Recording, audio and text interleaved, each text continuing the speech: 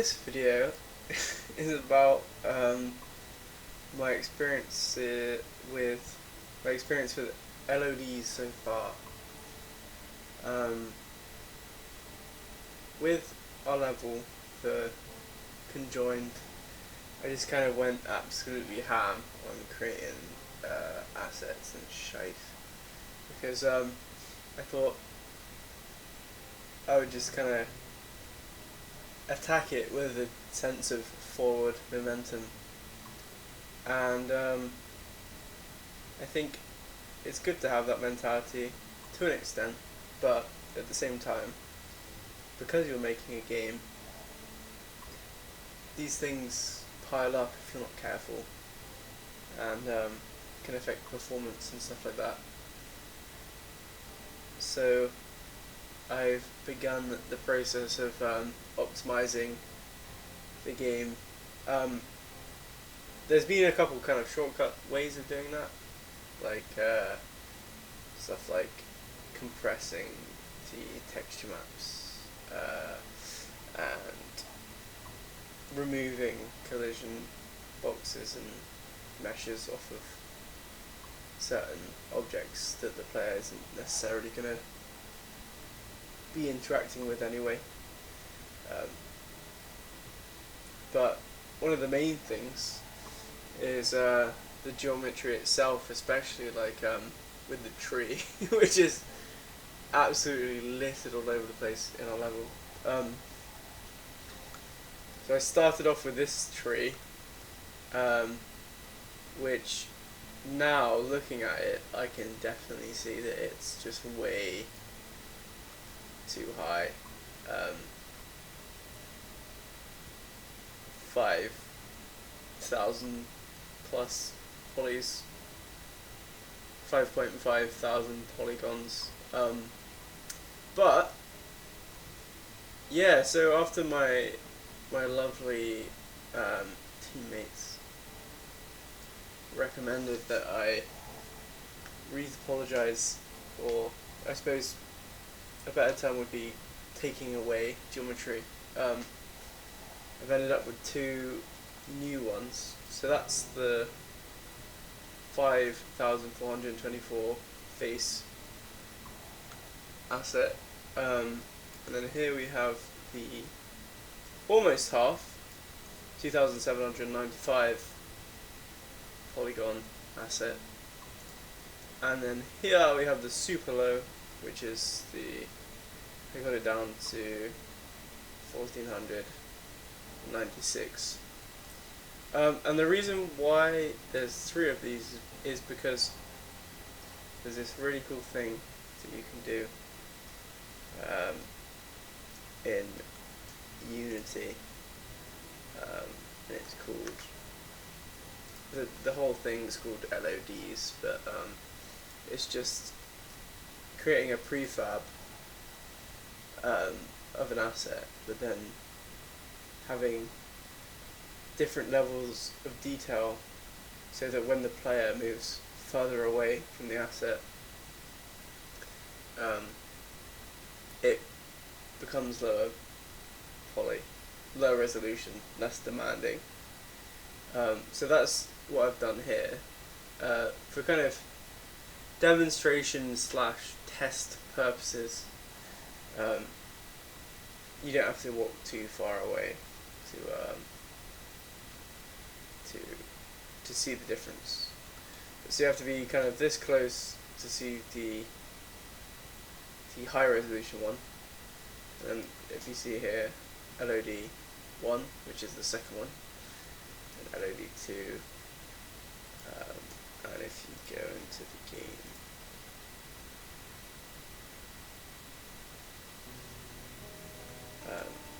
if you look at this tree, right now it should be on LOD 0.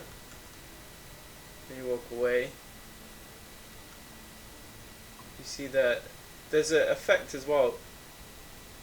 To avoid popping, there's this cool setting you can put on it, so it kind of fades into the lower poly LODs, which is good because it's just less noticeable.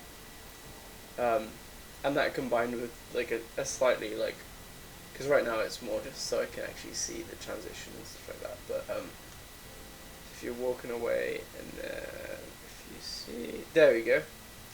So that's LOD 1. If you keep walking away, eventually it will become a 1500 K LOD.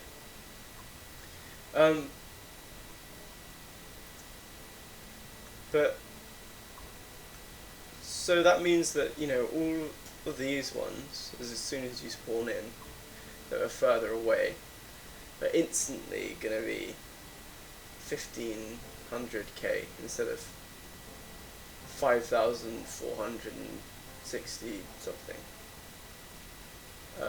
which has definitely increased the performance a decent amount, although I think because I've got Maya open and because I'm recording this, obviously it's not going to have the highest possible frame rate. Yeah, so it's nice. I was kind of fearful that the texture maps would have to be kind of redone for each one, but fortunately, when removing edge loops, the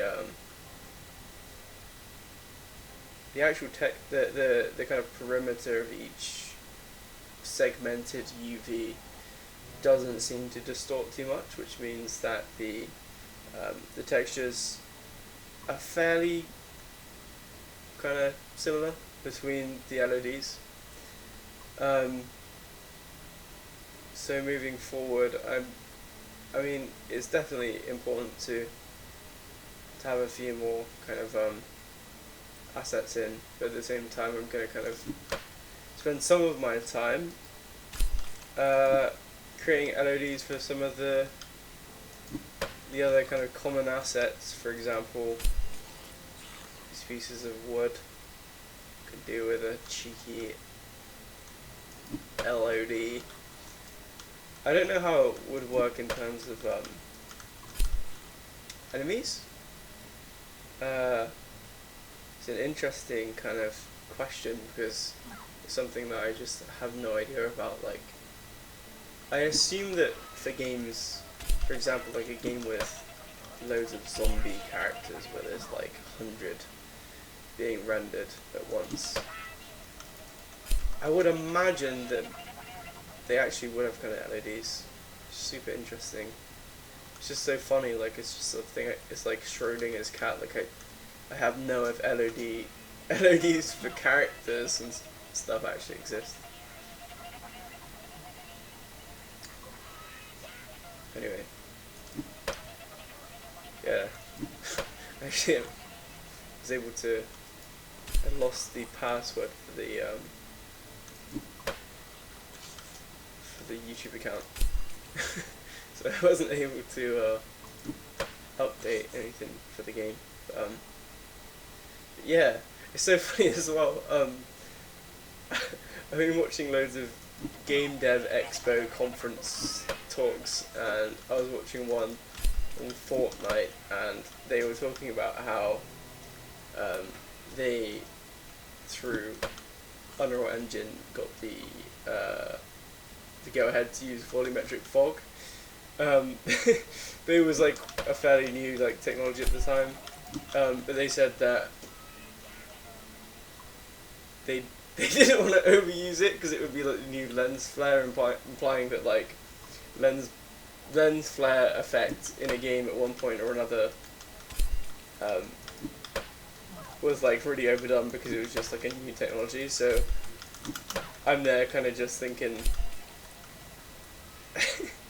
have I overdone the fog? Which I think with the fog I'll probably start to kind of like rein in a bit, like with more as more kind of final assets are implemented, because it was a really useful thing to have at the beginning when like the majority of the assets were textureless, you know, just placeholders.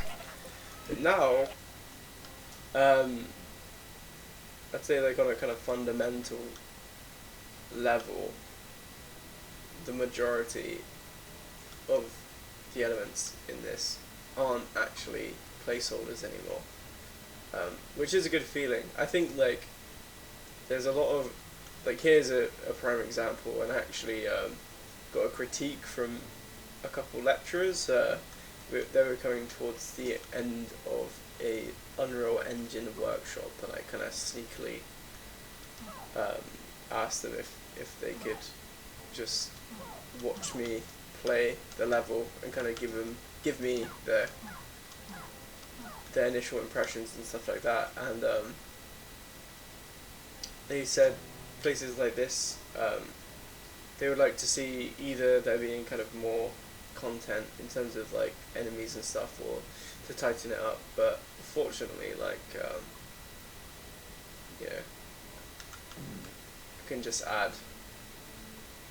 I can probably just move those mountains forward and just tighten it up, and kind of yeah, maybe just add some more enemies here. But I think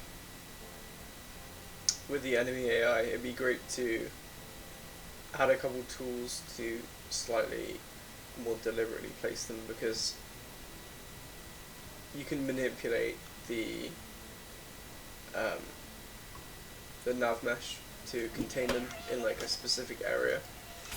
But I think if that's the only way to contain the enemies, the level design and the kind of like logical feeling of like the environment is gonna kind of break, because you'll just have like fairly arbitrary feeling props and stuff, just so the enemies don't go from the intended area of play. But anyway, that's LODs.